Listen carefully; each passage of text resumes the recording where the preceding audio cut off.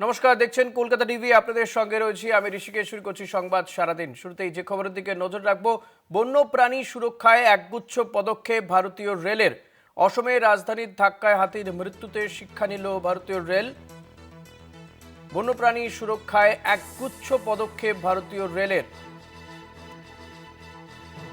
শাশ্বতী রায় রয়েছেন আমার সঙ্গে নিউজ রুম থেকে সরাসরি। শাশ্বতী, রেল কর্তৃপক্ষ কি কি ব্যবস্থা নিয়েছে বন্যপ্রাণ সুরক্ষাতে?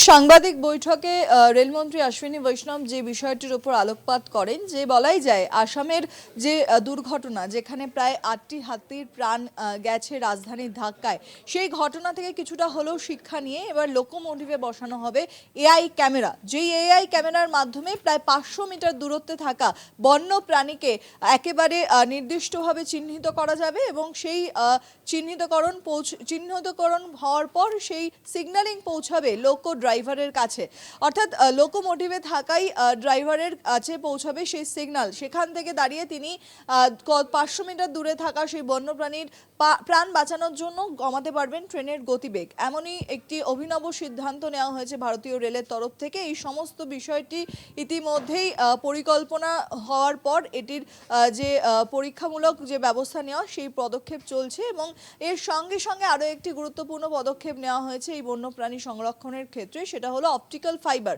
রেল লাইনের ট্র্যাকের পাশে লাগানো থাকবে এই অপটিক্যাল ফাইবার, যার মাধ্যমে হাতির পায়ের আঘাতে মাটিতে যে কম্পন অনুভূত হয় তার যে ডেন্সিটি তা 200 মিটার পর্যন্ত ছড়িয়ে যায়। তাই ট্র্যাক থেকে ঠিক 200 মিটার দূরেই এই অপটিক্যাল ফাইবার লাগানো হবে এবং সর্বোচ্চ 300 থেকে 350 মিটার দূর পর্যন্ত এই কম্পন অনুভূত হয়। তাই মনে করা হচ্ছে যে 200 মিটার সর্বনিম্ন এই পরিমাপে যদি ট্র্যাক থেকে এই অপটিক্যাল ফাইবার লাগানো হয়, সেক্ষেত্রে অনেকটা হলেও সক্রিয় হবে বন্যপ্রাণীর সুরক্ষার যে প্রক্রিয়া সেটি। কারণ এই অপটিক্যাল ফাইবার সিগন্যাল দেবে কন্ট্রোল রুমে এবং কন্ট্রোল রুম থেকে সেই সিগন্যাল পৌঁছাবে লোকো ড্রাইভারের কাছে। অর্থাৎ বোঝাই যাচ্ছে যে সমস্ত রকমভাবে বন্যপ্রাণী সুরক্ষায়, শুধুমাত্র হাতি নয়, বন্যপ্রাণী সুরক্ষার ক্ষেত্রে এই প্রত্যেকটি পদক্ষেপ গুরুত্বপূর্ণ হতে চলেছে এবং ভারতবর্ষের প্রায় 1375 কিলোমিটার জুড়ে এই অপটিক্যাল ফাইবার বসানোর সিদ্ধান্ত নেওয়া হয়েছে ইতিমধ্যেই এবং সারা ভারতবর্ষের প্রায় 3000 কিলোমিটার জায়গাকে এই অপটিক্যাল ফাইবার দ্বারা মুড়ে ফেলা হবে, যাতে করে সমস্ত দিকে এই অপটিক্যাল ফাইবার লাগানোর ফলে অন্তত হাতির যে ট্র্যাকে চলে আসার ঘটনা এবং বারবার করে এর ফলে একাধিক দুর্ঘটনার কবলে পড়ে ট্রেন, সেই সমস্ত দিক থেকে সুরক্ষা বজায় থাকে এবং ভারতীয় রেলের এই অন্যতম পদক্ষেপ এবং এই এআই ক্যামেরা আগামী দিনে একাধিক অভয়ারণ্যের পাশ দিয়ে যে সমস্ত রেল ট্র্যাক রয়েছে সেগুলোর ক্ষেত্রে সুরক্ষার দিকটিকে আরও অনেক বেশি সুনিশ্চিত করতে চলেছে। এবং বলাই যায় 2026-এর একগুচ্ছ যে পরিকল্পনা, তার মধ্যে এই পদক্ষেপগুলি অত্যন্ত গুরুত্বপূর্ণ এবং বিগত দিনের থেকে শিক্ষা নিয়ে বলা যায় যে এই প্রক্রিয়া ইতিমধ্যেই শুরু করে দিয়েছে ভারতীয় রেল। প্রায় 62 কিলোমিটার জুড়ে এই অপটিক্যাল ফাইবার বসানোর যে কাজ তা ইতিমধ্যেই চলছে। 25 কিলোমিটার জুড়ে তা কমিশনড হয়ে গেছে ইতিমধ্যেই এবং আগামী দিনে প্রায় 191 কিলোমিটারের যে এই অপটিক্যাল ফাইবার বসানোর প্রক্রিয়া, তারও ইতিমধ্যে পরিকল্পনা সম্পন্ন। অর্থাৎ বোঝাই যাচ্ছে যে আজকে রেলমন্ত্রীর এই বক্তব্যের মাধ্যমে রেল যাত্রায় যেরকম স্বাচ্ছন্দ্য আসছে, গতি আসছে, তার সঙ্গে সঙ্গে বন্যপ্রাণী প্রাণ সুরক্ষার ক্ষেত্রেও কিন্তু একাধিক পদক্ষেপ নিয়ে ভারতীয় রেল যাত্রীদের যাত্রা যেরকম সুরক্ষিত করছেন, সেরকম বন্যপ্রাণীদের দিকেও কড়া নজরদারি রাখবেন। অনেক ধন্যবাদ শাশ্বতী। কথা বলছিলাম আমাদের প্রতিনিধি শাশ্বতী রায়ের সঙ্গে। এই নিয়ে রেলমন্ত্রী অশ্বিনী বৈষ্ণব তিনি ঠিক কি জানিয়েছেন শোনাবো। देखो, एलिफेंट्स का और वाइल्ड लाइफ का प्रोटेक्शन बहुत इम्पॉर्टेंट है और विशेषकर एलिफेंट्स के केस में रेलवे ने एक बहुत अच्छी टेक्नोलॉजी इसका प्रॉपर पायलट करके प्रूव कर दिया है। ये टेक्नोलॉजी इस तरह से है कि पूरे ट्रैक के साथ एक ऑप्टिकल फाइबर केबल लगाते हैं।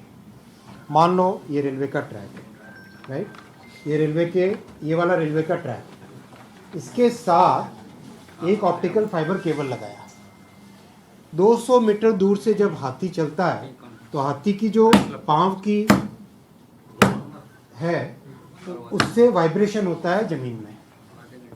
वाइब्रेशन करीब करीब 300 मीटर तक जाता है। वाइब्रेशन की जो वेव्स हैं वो करीब 300 मीटर्स तक जाती है, डिपेंडिंग अपॉन द टेरेन। कहीं पे 350 मीटर भी है, कहीं पे 200 मीटर भी है। पर 200 मीटर तक पक्का उसका वाइब्रेशन जाता है.